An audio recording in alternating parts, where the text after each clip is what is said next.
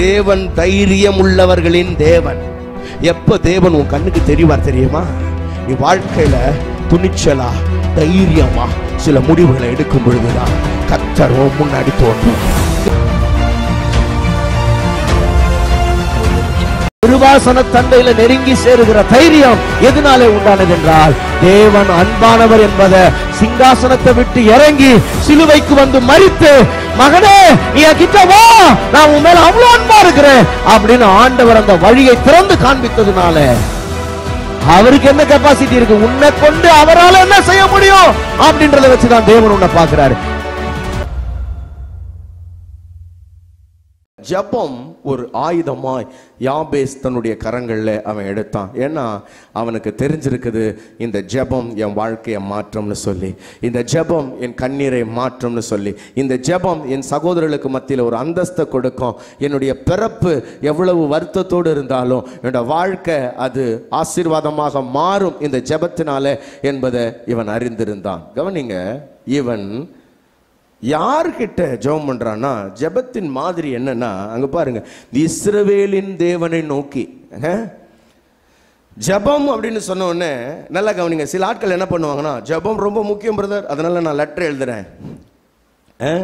உடனே லெட்டர் எழுதி, ஐயா எங்களுக்காக வேண்டிக் கொள்ளுங்கள். தப்பு கிடையாது. இதெல்லாம் புதுசாக ஒருத்தவங்க ஆண்டவருக்குள்ள வரும் பொழுது அவங்களுக்கு ஜெபிக்க தெரியாது, அவங்களுக்காக அடுத்தவர்கள் ஜெபித்து உதவத்தான் வேண்டும். அதனால் எங்கேயாவது லெட்டர் எழுதி எனக்காக ஜெபம் பண்ணுங்கன்னு சொல்கிறது, இல்லைன்னா பாஸ்டர்ஸ் கையில் ஜெபிச்சுக்கிறது, லீடர்ஸ் கையில் ஜெபிக்கிறது, ஒரு விசுவாசிக்காக இன்னொரு விசுவாசி ஜெபிக்கிறது, அதெல்லாம் தப்பு கிடையாது ஆரம்ப நாட்களில். ஆனால் கொஞ்ச நாள் ஆன பிறகு இங்கே என்னன்னா, புதிய ஏற்பாட்டை பொறுத்த வரைக்கும் உங்களுக்கு என்ன ஒரு ஸ்லாக்கியம் ஆண்டவர் கொடுத்துருக்கிறாருன்னா, புதிய ஏற்பாட்டில் நாம் அத்தனை பேரும் தேவனிடத்தில் நேரடியாக பேசக்கூடிய ஸ்லாக்கியத்தை கர்த்தர் கொடுத்துருக்கிறார். ஆமென்.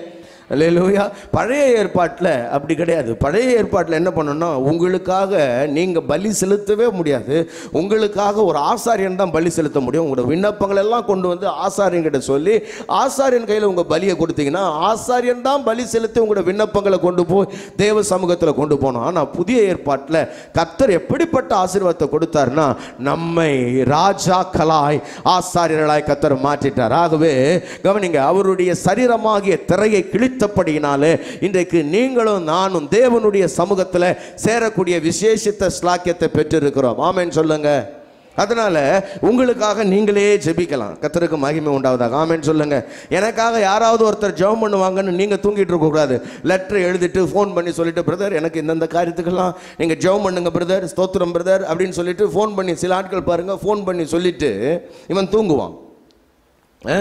இல்லைன்னா சில ஆட்கள் எப்படி சொல்லுவாங்க, பிரதர் ஜெபம் பண்ணுங்க பிரதர், பிஸ்னஸை கர்த்தர் ஆசீர்வதிக்கணும்னு ஜெபம் பண்ணுங்க, பிஸ்னஸை கர்த்தர் ஆசீர்வதிச்சிட்டாருன்னா நான் ஒரு 10 மடங்கு உங்களுக்கு காணிக்கை அனுப்புகிறேன் அப்படின்னு சொல்லிட்டு அவன் தூங்கிடுவாங்க. பாருங்க, நீ காணிக்கெல்லாம் கொடுக்கறது நல்லது, ஆனால் நீ தேவனோடு கூட நீ பேசணும், நீ பேச வேண்டியது அவசியம். ஆமென். உன்னுடைய உள்ள அந்த உதாரத்துவமாக இருக்கிறதெல்லாம் சந்தோஷம்தான். கர்த்தருக்கு மகிமை உண்டாவதாக. ஆமென்.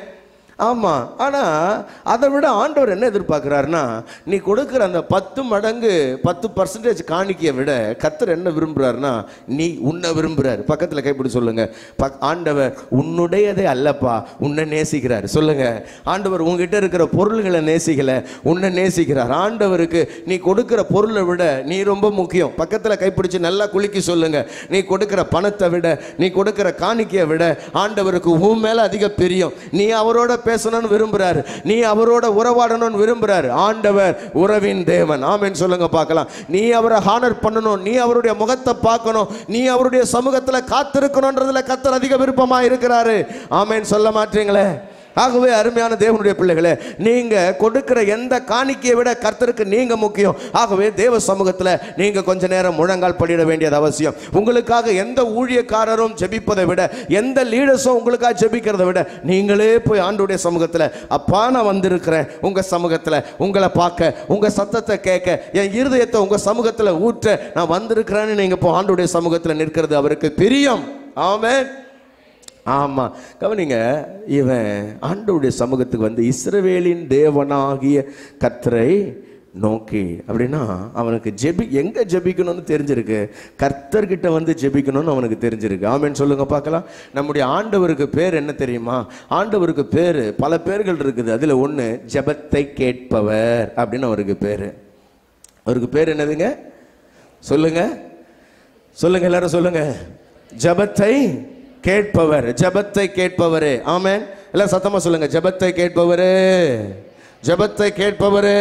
கர்த்தருக்கு மகிமை உண்டாகும். நல்லா கவனிங்க, ஜெபத்தை கேட்பவரே மாம்சமான யாவரும் உம்மிடத்தில் வருவார்கள் என்று சொல்லி சங்கீதக்காரன் சொல்றார். அப்ப ஜெபத்தை கேட்கிறவர்கிட்ட ஜெபத்தை சொல்லணும். கர்த்தருக்கு மகிமை உண்டாவதாக. பக்கத்துல கைப்பிடி சொல்லுங்க, எங்க திறப்பாங்களோ அங்கதான் தட்டணும். Praise God. ஆமென்.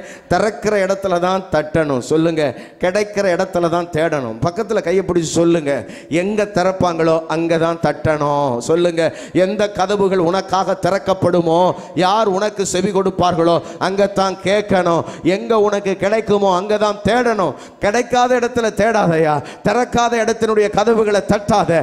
இந்த இஸ்ரவேலின் தேவனாகிய கர்த்தர் ஒருத்தர் இருக்கிறார் இல்லையா, அவருடைய சமூகத்தை நீ தட்டுவாயானால், அவருடைய கதவுகளை தட்டுவாயானால் அவர் உனக்கு திறப்பார். ஆமென். ஏன்னா இவனுக்கு தெரிஞ்சிருக்கு, இந்த யாபேஸ்க்கு தெரிஞ்சிருக்கு, காதை உண்டாக்கினவர் கேளாரோ, கண்ணை உண்டாக்கினவர் காணாரோ என்கிறதான சத்தியம் இவனுக்கு புரிஞ்சிருக்கு. என்னுடைய தேவனுடைய செவிகள் கேட்கக்கூடிய செவிகள். ஆமென். பக்கத்தில் கைப்பிடி சொல்லுங்க. சில நேரத்தில் சில இடத்துல நீங்கள் போய் விண்ணப்பம் பண்ணிங்கன்னா அங்கே காதுகள் இருந்தும் கேட்காது.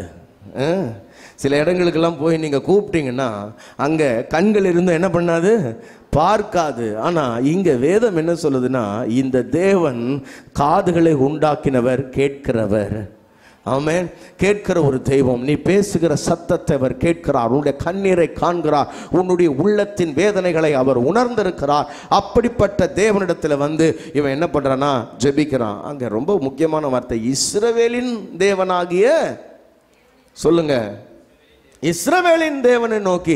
கவனிங்க, அவன் அங்கே பயன்படுத்தின வார்த்தை எனக்கு ரொம்ப பிடிச்சிருக்கு. என்னன்னா, இந்த தேவனுக்கு ஆபிரகாமின் தேவன்னு பேரு, யாக்கோபின் தேவன்னு பேரு, ஈசாக்கினுடைய தேவன்னு பேரு. கர்த்தருக்கு ஸ்தோத்திரம். ஆமென். அவர் அப்படியெல்லாம் சொல்லலாம், அப்படி தானே சொல்லலாமா, அப்படி சொல்லலாம்ல. ஆனால் இங்கே அவன் சொல்றான் இஸ்ரவேலின் தேவனை நோக்கி. அப்படின்னா இந்த இஸ்ரவேல் எப்படிப்பட்டவன் அப்படின்றது ரொம்ப முக்கியம். அதுதான் நீங்கள் வாசிக்க கேட்டீங்க. இந்த இஸ்ரவேல் எப்படிப்பட்டவன்னா, ஒரு நாளில் கோலும் கையுமாக அவன் என்ன பண்ணான்னா யோர்தானை கடந்து போனான். ஒன்றுமே இல்லாமல் கைகளில் வெறும் தடியை பிடிச்சிக்கிட்டு யோர்தானை கடந்து போனான். ஒரு 20 வருஷம் கழித்து அவனோட வாழ்க்கை அந்த யோர்தான் பக்கத்துக்கு திரும்ப வரும்பொழுது அவன் திரும்பி பார்க்கிறான். அவன் சொல்கிறான், ஆண்டவரே, வெறும் கையாத்தான் நான் போனேன் ஆண்டவரே, இன்றைக்கு இந்த 2 பரிவாரங்களை உடையவனா என்னை மாற்றி இருக்கு அப்படின்னு சொல்றான். அதே நேரத்தில் அவனுடைய வாழ்க்கையில 2 விதமான போராட்டங்களை அவன் சந்திக்கிறான். ஒன்று, அவனுடைய மாமனாராகிய லாபானால் அவனுக்கு பிரச்சனை வருது. இன்னொன்று, அவனுடைய அண்ணனாகிய ஏசாவின் மூலமாக அவனுக்கு பிரச்சனை வருது. அந்த பிரச்சனைகளுக்கு மத்தியில் இந்த யாக்கோபு என்ன பண்றான் தெரியுமா, ஆண்டவருடைய பாதங்களை பிடிக்கிறான், ஆண்டவருடைய சமூகத்தை பிடிக்கிறான். பிடிச்சிட்டு அவன் சொல்றான், நீர் என்னை ஆசீர்வதித்தால் ஒழிய உம்மை நான் போக விட மாட்டேன். அல்லேலூயா.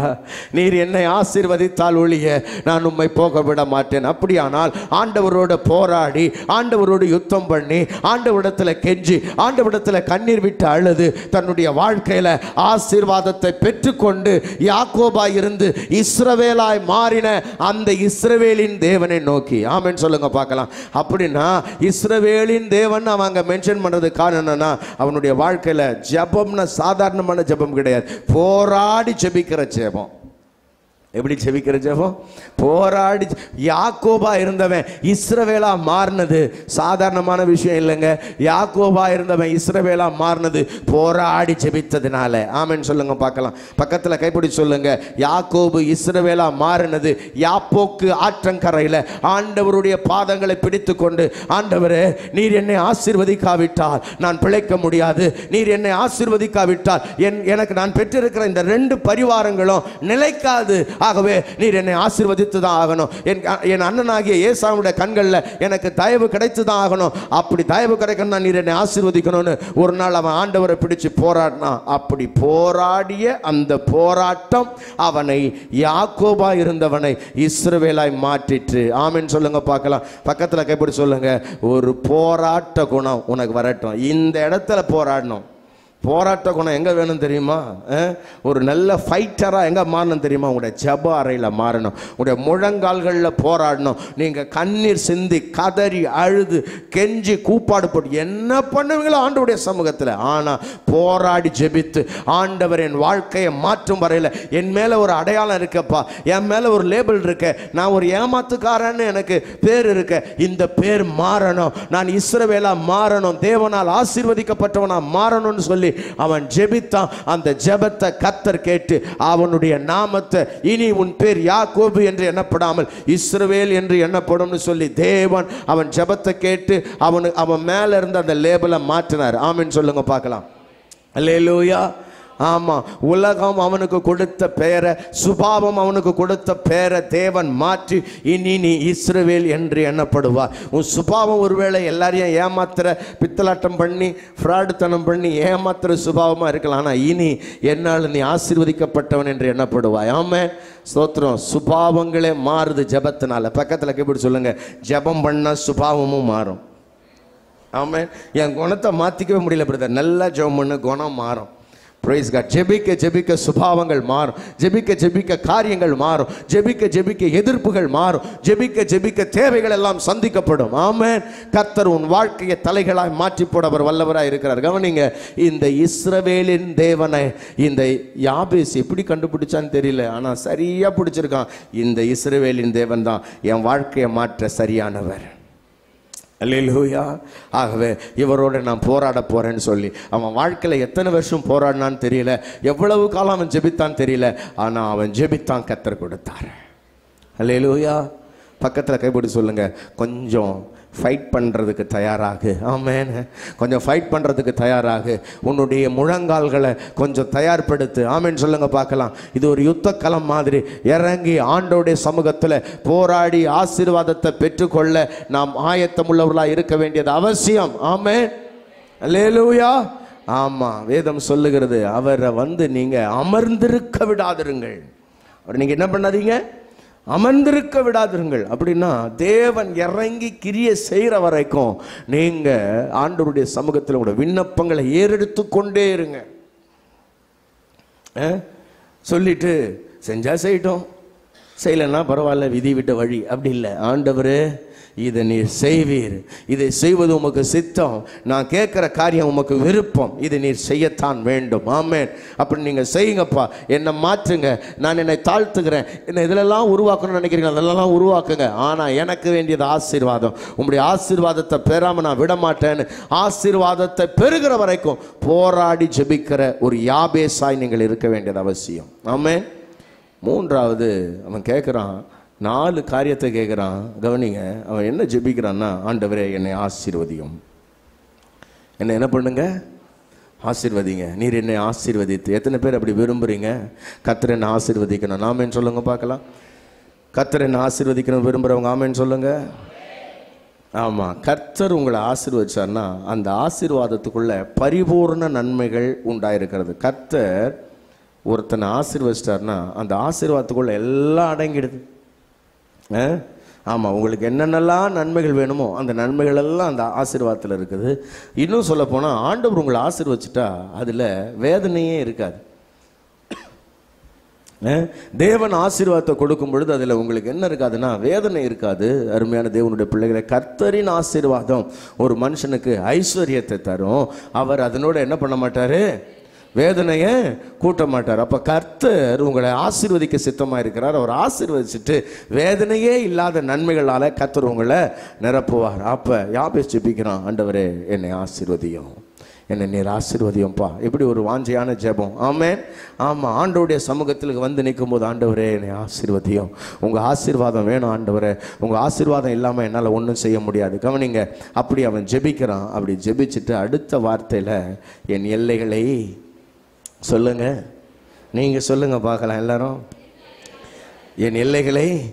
அப்படி எத்தனை பேர் ஜெபிக்கிறீங்க, ஆண்டவரே என் எல்லைகள் பெரிதாகட்டும். வாஞ்சியா சொல்லுங்க பார்க்கலாம், என் எல்லைகள் பெரிதாகட்டும் ஆண்டவரே. Praise God. வியாபாரம் பண்ணுறவங்க சொல்லுங்க, என் எல்லைகள் பெரிதாகட்டும் ஆண்டவரே. கர்த்தர் உங்களுடைய எல்லைகளை பெரிதாக்குவாராக. இன்னும் கொஞ்சம் நெக்ஸ்ட் லெவலுக்கு போகிற அளவுக்கு ஆண்டவர் உங்களுடைய எல்லைகளை பெரிதாக்குவாராக. ஆமேன்னு சொல்லுங்க பார்க்கலாம். நான் சொல்கிறேன், பேங்க்குக்காரன் லோன் தந்து இல்லை பிரதர், அங்கே எங்கே கடன் கேட்டு வட்டிக்கு வாங்கி தண்டல் வாங்கி பெரிதாகிறது இல்லை. கர்த்தருடைய ஆசீர்வாதத்தினால எல்லைகள் பெரிதாகும். ஆமேன். கர்த்தர் உன் எல்லைகளை பெரிதாக்க விரும்புகிறார். ஆமேன்னு சொல்லுங்க பார்க்கலாம். ஆமாம், பிஸ்னஸ் பண்ணுறவங்களுடைய எல்லைகள் பெரிதாகிறது, வேலை செய்கிறவங்களுடைய எல்லைகள் பெரிதாகிறது. கர்த்தர் உங்களுக்கு ப்ரொமோஷன் கொடுத்து இன்னும் உங்களுடைய எல்லைகளை பெரிதாக்குகிறார். ஆமேன் சொல்லுங்க. விசுவாசிக்கிறவங்கள ஆமேன் சொல்லுங்க. அல்லேலூயா. ஆண்டவரை பார்த்து கைகளை உயர்த்தி சொல்லுங்க, ஆண்டவரே என் எல்லைகளை பெரிதாக்கும் ஆண்டவரே. இன்னும் கொஞ்சம் பெரிய எல்லைகளுக்குள்ளே நான் கடந்து போகட்டும். இயேசுவின் நாமத்தினாலே வருமானங்களை கர்த்தர் பெருக்க பண்ணுவாராக. ஆமேன். அல்லேலூயா. ஆமாம், கர்த்தர் எல்லைகளை பெரிதாக்குகிற ஆண்டவர்.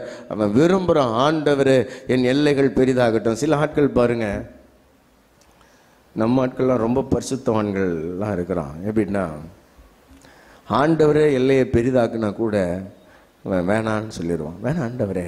என்ன இவன் என்ன நினைக்கிறான்னா, போதும் என்கிற மனதுடனே கூடிய தேவ பக்தி மிகுந்த கரெக்டு. போதும் என்கிற மனதுடனே கூடிய தேவ பக்தி மிகுந்த, பக்கத்தில் கைப்பிடி சொல்லுங்க, கரெக்டு. இது கரெக்டான வசனம். உனக்கு போதும் நினச்சிட்டல்ல, ஆண்டவரே எல்லையை பெரிதாக்கணும் ஜெபம் பண்ணு. அவர் பெரிதாக்கும் பொழுது அதை என்ன பண்ணு, உனக்கு போதும் தானே, உனக்கு போதும் இல்லையா? அப்போ ஆண்டவர் பெரிதாக்கும் பொழுது அதை வாங்கி அவருடைய ஊழியத்திற்கும் ஏழை எளியவர்களுக்கும் கொடுத்துரு. அல்லேலூயா. கர்த்தருக்கு ஸ்தோத்திரம். ஆமென் சொல்லுங்க பார்க்கலாம்.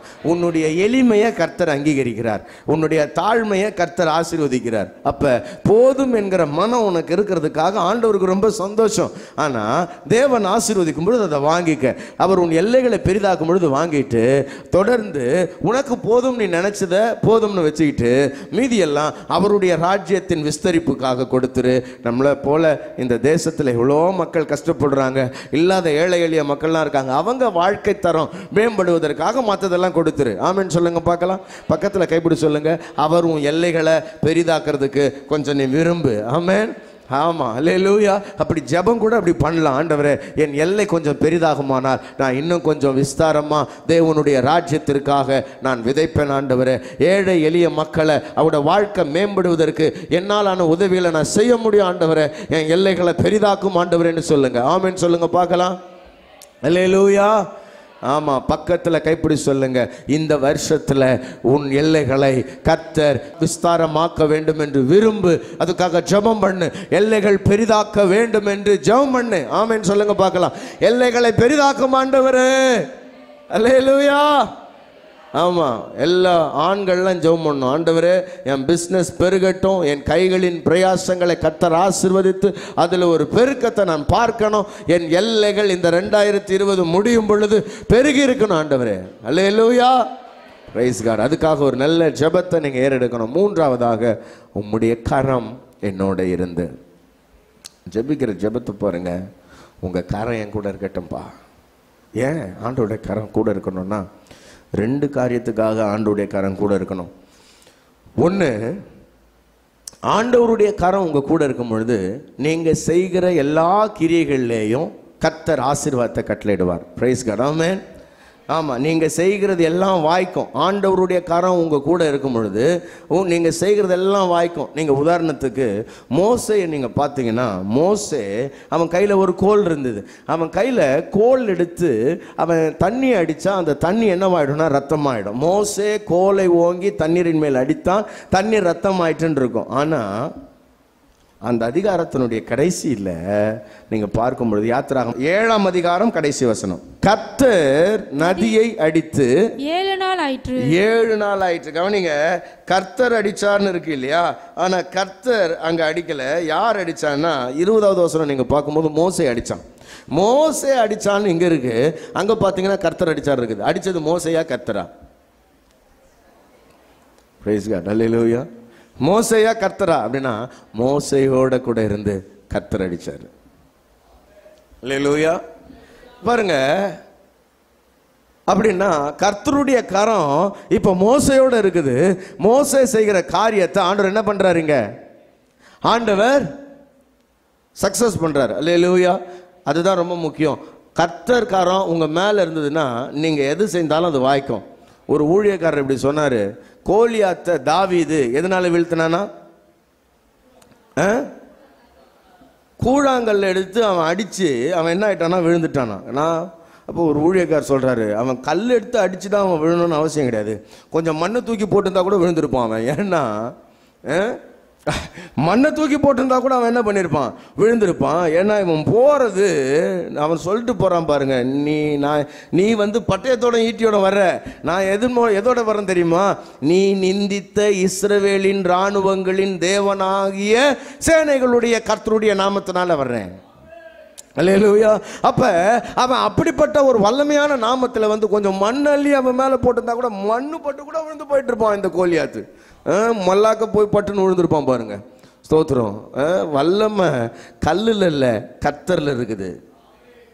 ஹலோ, நான் சொல்றது உங்களுக்கு புரியுதா? பவர் இப்ப எங்க இருக்குது?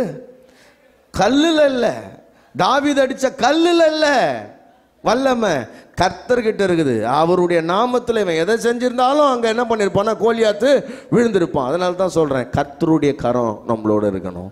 கர்த்தருடைய கரம் நம்மளோட இருக்கிறதுக்காக ஜெபம் பண்ணுங்க. ஆண்டவரே, நீங்கள் என் கூட இருங்கப்பா, நான் செய்கிற வேலைகளை ஆசீர்வதிங்க, என் பிஸ்னஸ் ஆசீர்வதிங்க, என் கைகளின் பிரயாசத்தை ஆசீர்வதிங்க, என் கையை நீங்கள் பிடிச்சிக்கங்க ஆண்டவரே, என்னோடு கூட வாங்க, என்னை ஆசீர்வதிங்கன்னு சொல்லி ஆண்டவருடைய சமூகத்தில் ஜெபிக்கணும். அதான் ரொம்ப முக்கியம்.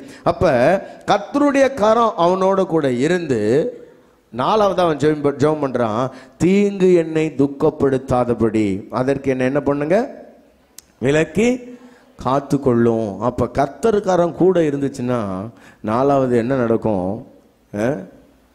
தீங்கு என்னை துக்கப்படுத்தாது. அப்படி அதுக்காக ஒரு ஜெபம் பண்றார். ஆண்டவரே, இந்த உலகத்துல எத்தனையோ ஆபத்துகள் இருக்குது, எத்தனையோ நாசமோசங்கள் இருக்குது, அது என்னை என்ன பண்ணக்கூடாதுன்னா துக்கப்படுத்திடக்கூடாது அப்படின்னு ஒரு ஜெபம் பண்றார். Praise God. ஆமென். ஆமாம், ஆண்டவர் கரம் உங்களோடு கூட இருந்து கவனிங்க. அது முதல்ல உங்களுடைய கைகளின் கிரியைகளை ஆசீர்வதிக்கிறது மாத்திரமல்ல, உங்களுடைய வாழ்க்கையில் தீங்குகள் வரும் பொழுது, சத்துருக்கள் உங்களை பகைக்கும் பொழுது, அந்த தீங்கினால நீங்கள் துக்கம் அடைந்து விடாதபடி அது உங்களை பாதுகாக்கும். ஆமென். எத்தனை பேர் அப்படி விரும்புறீங்க? ஆண்டவரே, நீர் என்னை பாதுகாத்து கொள்ளும், கர்த்தருடைய பாதுகாப்பு உங்களுக்கு உண்டாகணும்னு நீங்கள் ஜெபம் பண்ணணும். ஆமென். யோபுனுடைய வீட்டை கர்த்தர் வேலி அடைத்திருக்கிறார்னு யாருக்கு தெரியுதுன்னா சத்ருவுக்கு தெரியுது. பிசாசு சொல்றான், ஆண்டவரே, நீர் அவனுடைய கைகளின் கிரியையை ஆசீர்வதித்தீர், அவனுடைய சம்பத்து தேசத்தில் பெருகிற்று, நீர் அவனுக்கு உண்டான எல்லாவற்றையும் வேலி அடைத்திருக்கிறீர். எப்படி சொல்றான் பாருங்க, நீர் அவனுக்கு உண்டான எல்லாவற்றையும் வேலி அடைத்திருக்கிறீர், அதனால நான் என்ன பண்ண முடியல, அவனை தொடவே முடியல. எப்படி பாருங்க, கர்த்தர் உன்னை வேலி அடைச்சிருந்தா சத்ரு திகைப்பான், இவனை தொடவே முடியலையடா அப்படின்னு சொல்றேன். ஆண்டவர் உங்களை வேலி அடைக்கட்டும், ஆண்டவர் உங்களை சகல தீங்கிற்கும் விலக்கி பாதுகாக்கட்டும். எத்தனை பேர் அப்படி ஜெபம் பண்ண விரும்புறீங்க? ஆண்டவரே, என்ன நீங்க வேலி அடைங்க, என் கைகளின் பிரயாசங்களை வேலி அடைங்க, என் குடும்பத்தை வேலி அடைங்க, என் பிள்ளைகளை வேலி அடைங்க, தீங்கு என்னை துக்கப்படுத்தாதபடி அதற்கு என்னை விலக்கி பாதுகாத்து கொள்ளும் ஆண்டவரே. இந்த உலகத்தில் எத்தனையோ ஆபத்துகள் இருக்கிறது, எத்தனையோ தீங்குகள் இருக்கிறது, கவனிங்க, எதுவுமே உன்னை துக்கப்படுத்தாதபடி கர்த்தர் உன்னை காக்க வல்லவராய் இருக்கிறார். ஆமென். பக்கத்தில் கைப்பிடி சொல்லுங்க, ஒரு தீங்கு உன்னை அணுகாது, ஆண்டவர் உன்னை வேலி அடைத்திருக்கிறார். யோபின் குடும்பத்தை வேலி அடைத்த ஆண்டவர் உன்னையும் வேலி அடைத்திருக்கிறார். தீங்கு உன்னை துக்கப்படுத்தாதபடி அவர் காப்பார். ஆகவே பாதுகாப்புக்காக, ஆண்டோட ப்ரொடெக்ஷனுக்காக நீங்க ஜெபம் பண்ண. ஆண்டவரே, நீர் எனக்கு அரணாக, கோட்டையாக, துருகமாக, கண்மலையாக, என் சத்துரு எய்யக்கூடிய எல்லா விதமான அக்னி ஆஸ்திரங்களும் அவிந்து போடத்தக்கதாக நீர் எனக்கு மறைவிடமாயிருந்து என்னை பாதுகாத்து கொள்ளும் ஆண்டவரே. தீங்குகளாலே நான் சேதமடையாதபடி என்னை காத்து கொள்ளும் ஆண்டவரேன்னு ஜெபம் பண்ணணும். ஆமென் சொல்லுங்க பார்க்கலாம். ஆமென். Praise God. முதல் ஜெபம் ஆசீர்வாதத்துக்காக, ரெண்டாவது ஜெபம் பெருக்கத்துக்காக, மூன்றாவது ஜெபம் ஆண்டோட பிரசன்னம், ஆண்டோட கரம் அவனோடு கூட இருக்கணுன்றதுக்காக, நான்காவது ஜெபம் பாதுகாப்புக்காக. இந்த 4 ஜெபத்தை அவன் ஏறெடுக்கிறான். அவன் கேட்டதை தேவன் அவனுக்கு கொடுத்தாரான். அல்லேலூயா. நான் சொல்கிறேன், இந்த 4 காரியத்துக்காக நீங்கள் ஜெபம் பண்ணுங்க. யாபேசை போல முதல்ல ஜெபத்தை ஒரு பழக்கமாக மாற்றிக்கொள்ளுங்க. இஸ்ரவேலின் தேவனிடத்தில் வந்து போராடி ஜெபிக்கிற ஒரு அனுபவம் உங்களுக்கு உண்டாகட்டும். ஜெபம் ஆசீர்வாதத்துக்காக ஜெபம் பண்ணுங்க. பக்கத்தில் கைப்படி சொல்லுங்க, உன் ஆசீர்வாதத்துக்காக நீ ஜெபம் பண்ணலன்னா யாருப்பா உனக்காக ஜெபிப்பாங்க? உன் ஆசீர்வாதத்துக்காக, உன் பெருக்கத்துக்காக நீ முழங்கால் படியிலன்னா யார் உனக்காக முழங்கால் படியிட முடியும்? கர்த்தர் கரம் உன் கூட இருக்கிறதுனால தான் உனக்கு பெருக்கமும் நன்மையும் உண்டாகும். ஆமென். ஆண்டவர் கரம் கூட இருக்கணும், அப்பதான் உனக்கு ஆசீர்வாதம். ஆமென். இந்த ஆதியாகமத்தில் ஒரு சம்பவம் சொல்லப்பட்டிருக்குது. அது என்னன்னா, யோசேப்ப அவனுடைய சகோதரர்கள் எல்லாம் மனமடி வாக்கினார்களாம். அவன் மேல் அம்பு எய்தார்களாம். அவனை அடிச்சு அடிச்சு காலி பண்ணணும்னு யோசேப்பின் மேல் அம்பு அடிச்சாங்களாம். ஆனா வேதம் சொல்லுகிறது, அவனுடைய வில் உறுதியாய் நின்றது. அவன் என்ன பண்ணா? உறுதியா நின்னான். எப்படி உறுதியா நின்னான்னா, யாக்கோபினுடைய வல்லவராலே அவனுடைய புயங்கள் பலத்தது அப்படின்னு இருக்குது. எப்படி இருக்கு? யாக்கோபினுடைய வல்லவராலே அவனுடைய புயங்கள் பலத்தது. அவ்வளோ ஸ்ட்ராங் அவனுக்கு எங்க இருந்து வந்தது? அவனை சுற்றி அவ்வளோ பிரச்சனைகள் வரும் பொழுது அதை ஃபேஸ் பண்றதுக்கு அவனுக்கு எப்படி பலன் வந்ததுன்னா, கவனிங்க, யாக்கோபுடைய வல்லவராலே அவன் புயங்கள் பலத்தது. அப்படின்னா என்ன ஆயிடுச்சுன்னா, இவன் கை அவரால் ஸ்ட்ராங் ஆயிடுச்சு. வல்லவராலே என் புயங்கள் பலத்தது. அல்லேலூயா. அப்படின்னா என்ன அர்த்தம்னா, கூட இருந்து நான் சப்போர்ட் பண்றேன், கூட இருந்து நான் ஹெல்ப் பண்றேன், நீ என்ன பண்ணு செய் அப்படின்னு ஆண்டவர் சொல்றாரு. Praise God. ஆமென். அல்லேலூயா. கர்த்தர் கரம் உன் கூடவே இருக்குது. உன்னை பலப்படுத்துறதுக்கு, உன்னை பாதுகாக்கிறதுக்கு, உன்னை வழி நடத்துறதுக்கு அந்த கரம் உன் கூட இருக்கிறது. நான்காவதாக, தீங்கு உன்னை துக்கப்படுத்தாது. ஆமென். Praise God. கர்த்தர் தாமே உங்களை ஆசீர்வதி.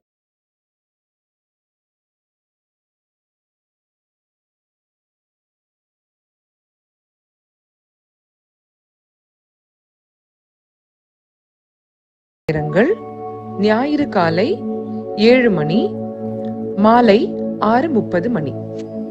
எங்களை தொடர்பு கொள்ள வேண்டிய தொலைபேசி எண்கள் 92-831-606662, 98-406-7235. எங்களை தொடர்பு கொள்ள வேண்டிய முகவரி அகாபே சபை, எண் 189, EH ரோட், கொருக்குப்பேட்டை, சென்னை 6,21,000.